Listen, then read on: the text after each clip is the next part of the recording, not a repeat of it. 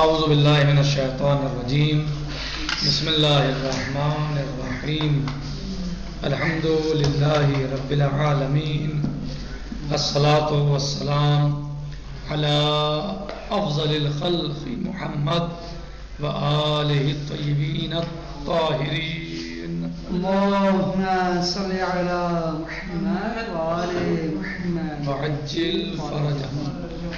آج ہم پڑھتے ہیں الفرض الثالث، تیسرا فریضہ الفرض الثالث یعنی تیسرا فریضہ غسل الیدین۔ پہلا کیا تھا؟ نیت۔ سب سے پہلے وضو میں کیا ہوتا ہے؟ نیت، ارادہ، قصد، اور پھر چہرے کا دھونا۔ تو کل ہم نے بیان کیا تھا کہ چہرے کو کتنی مقدار میں دھویا جائے گا، کہاں سے کہاں تک دھونا واجب ہے، اور اس میں کس کا اعتبار کیا جائے گا۔ ایک انسان کے اگر پیشانی پر بال بڑھے ہوئے ہیں، یعنی زیادہ بال ہیں، اس کے پیشانی کی طرف آئے ہوئے ہیں، اس کا کیا ہوگا؟ اور جو انسان جس کے پیشانی کے اوپر سے بال اڑے ہوئے ہیں، جی سر کے اوپر سے پیشانی کی طرف سے، تو اس کا کیا ہوگا؟ وہ کہاں تک دھوئے گا؟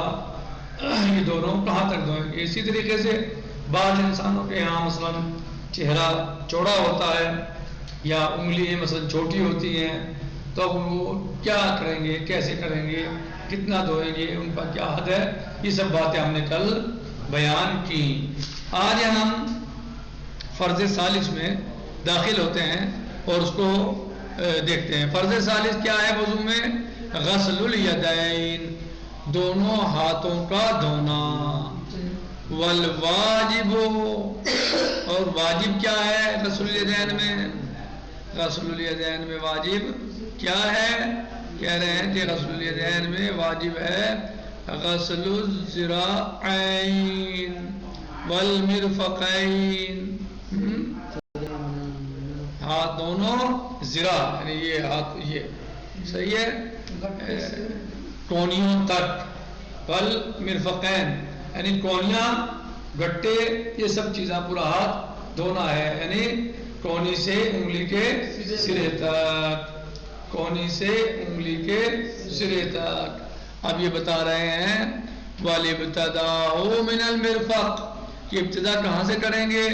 ابتدا کریں گے کونی کے اوپر سے، جو کونی کا جوڑ ہوتا ہے اس کے اوپر سے ابتدا کریں گے، جسے کونی کہتے ہیں، اس کے اوپر سے ابتدا کریں گے۔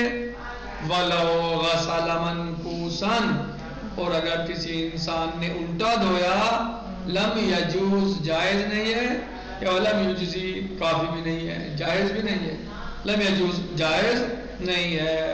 وَيَجِبُ الْبَدْءُ بِالْيُمْنَىٰ، تو کوئی انسان اگر اپنے ہاتھ کو بجائے اس کے کہ کونی سے انگلیوں کے سرے کی طرف کو دھوئے، وہ الٹا کر دے کہ انگلی کے سروں سے کونی کی طرف دھوئے، کہہ رہے ہیں کہ جائز نہیں ہے۔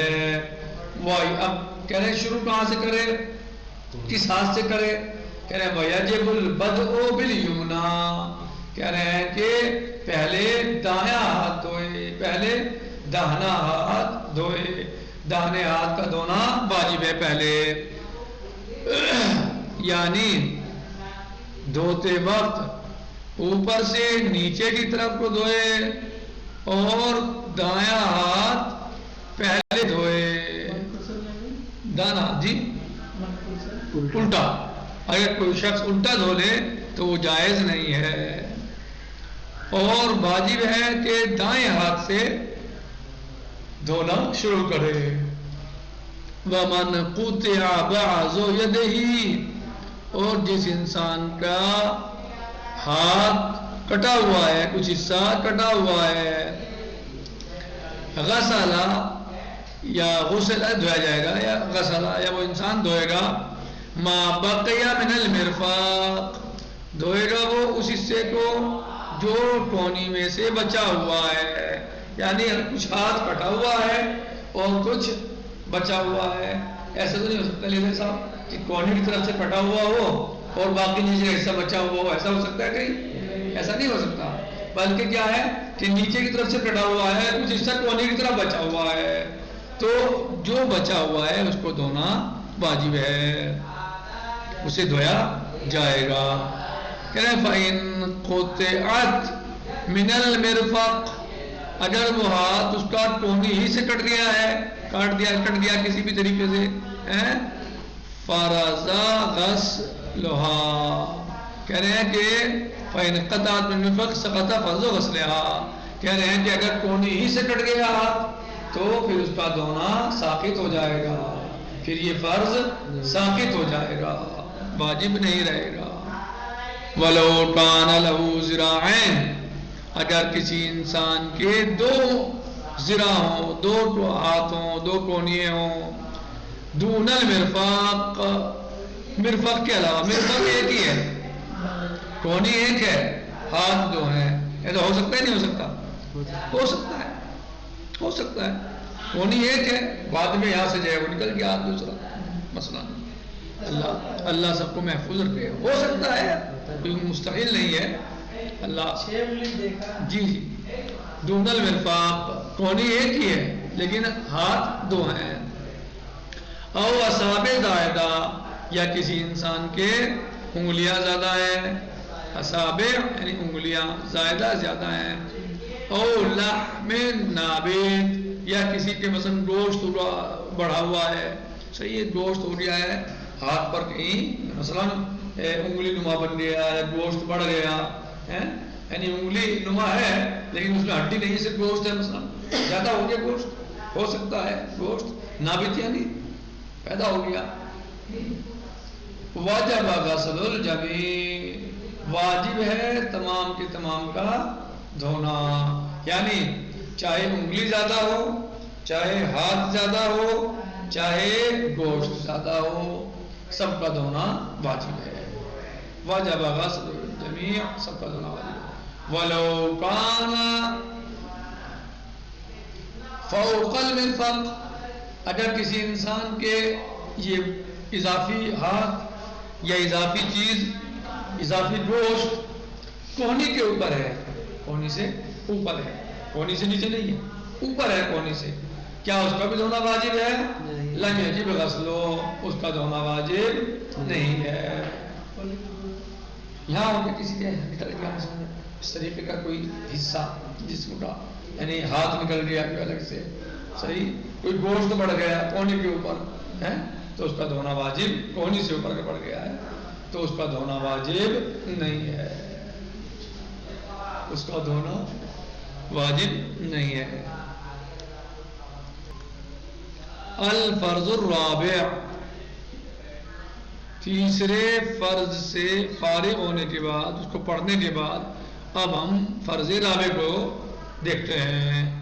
فرض رابع کیا ہے؟ چوتھا فریضہ کیا ہے وضو میں؟ مسح الراس، سر کا مسح، والواجب منہ، سر کا مسح کتنا مسح کیا جائے گا؟ سر کا، پورے سر کا مسح ہوگا، آدھے سر کا ہوگا، کتنا ہوگا، اس کی مقدار کیا ہے؟ والواجب منہ، اور سر کے مسح میں واجب ہے، یعنی سر سے کتنا مسح کیا جائے گا؟ ما یسمى به مسحا، جس کو اتنا کیا جائے کہ اسے مسح کہا جا سکے، یہ اتنا کیا جائے کہ اس کو مسح کہہ رہے ہیں کہ کتنا مسح ہونا چاہیے سر کا؟ کہا کہ جس اتنا ہو کہ اس کو مسح کہا جا سکے، اسے مسح کا نام دیا جا سکے، یعنی اگر مقدم راس میں یعنی سر، مقدم راس میں یعنی سر کے اگلے والے حصے میں اگر ایک انگلی کو بھی رکھ کر کھینچ دیا جائے، حرکت دے دی جائے تو وہ بھی کافی ہو جائے گا۔ والے جی کہہ رہے ہیں کہ اس پر مسح کا نام صادق آ سکے۔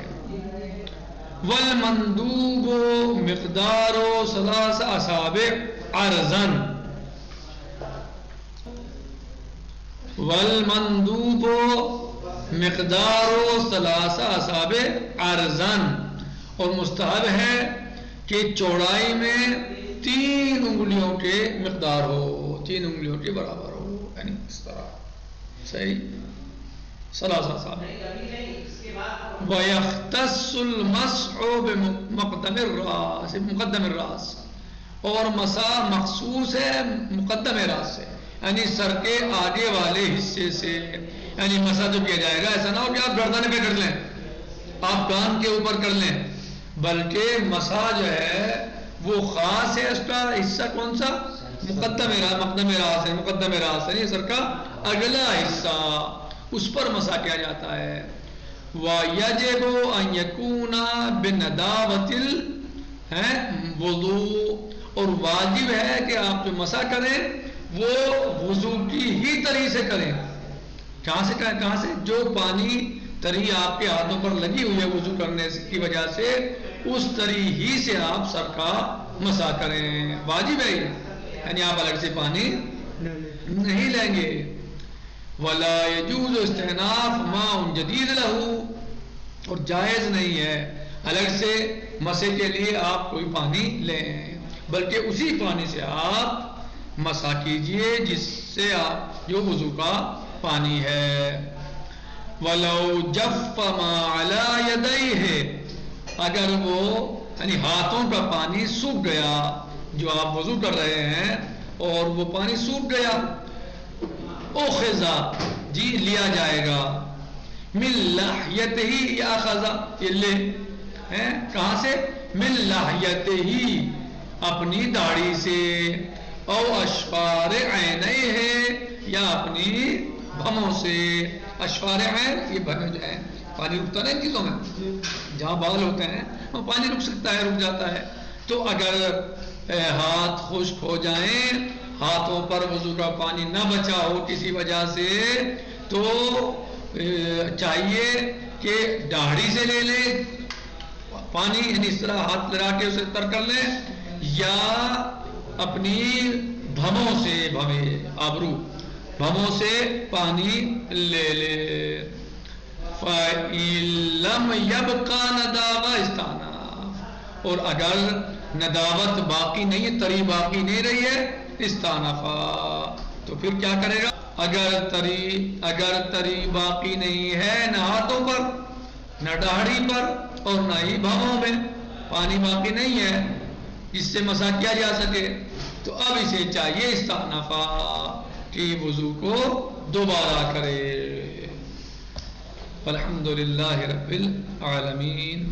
السلام علیکم ورحمۃ اللہ وبرکاتہ. فی امان اللہ. خدا حافظ.